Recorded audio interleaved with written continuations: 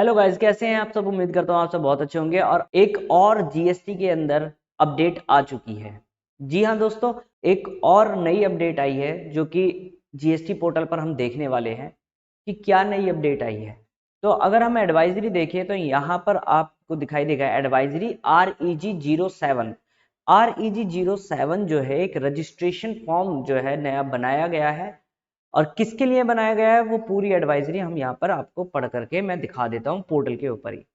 तो देखिए जी, यहाँ पर साफ साफ लिखा हुआ है GSTN यानी goods and service tax network has introduced an update to facilitate the registration compliance for buyers of metal scrap through form number GST REG07।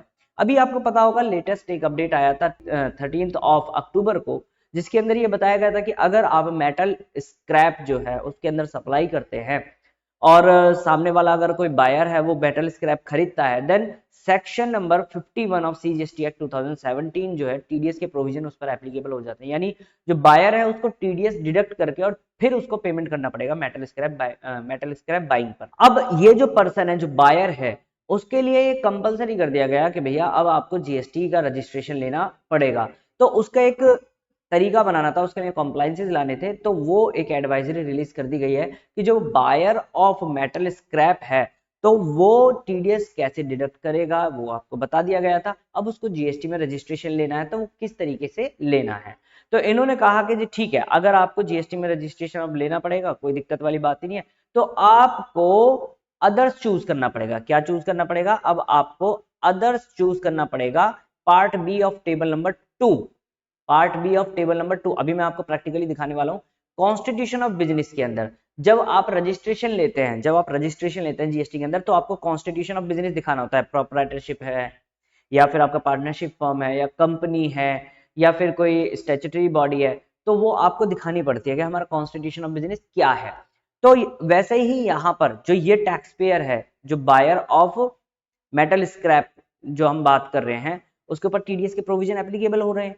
तो उसके लिए टीडीएस डिडक्ट करना मैंडेटरी हो गया, तो उसको जीएसटी में रजिस्ट्रेशन लेना भी मैंडेटरी हो जाएगा। तो उसको अदर्स एक टैब है वो सिलेक्ट करना पड़ेगा।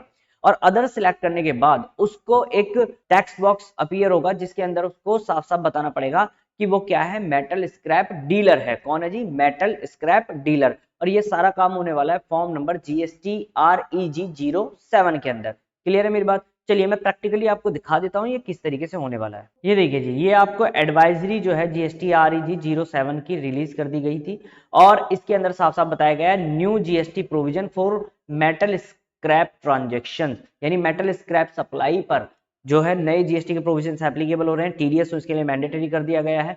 तो उसको क्या करना है? उसको अदर्स सिलेक्ट करना है, part B of table number 2 constitution of business के अंदर। ये क्या होने वाला है? देखिए जी, जब हम जीएसटी का रजिस्ट्रेशन फॉर्म ओपन करते हैं तो यहाँ पर हमें एक कॉन्स्टिट्यूशन ऑफ बिजनेस का एक यहाँ पर टैब आता है जिसके अंदर हमें ये सारे के सारे दिखाई देते हैं। ठीक है, उसके अंदर अब हमें जो सिलेक्ट करना है वो करना है अदर्स वाला। क्या करना है? अदर्स वाला। तो जो अदर्स वाला टैब है वो हमें सिलेक्ट करना होगा। अदर्स वाला जो टैब है वो हमें सिलेक्ट करना होगा। और अदर्स के बाद यहाँ पर एक आपका टेक्स्ट बॉक्स और ओपन हो जाएगा इस तरीके से।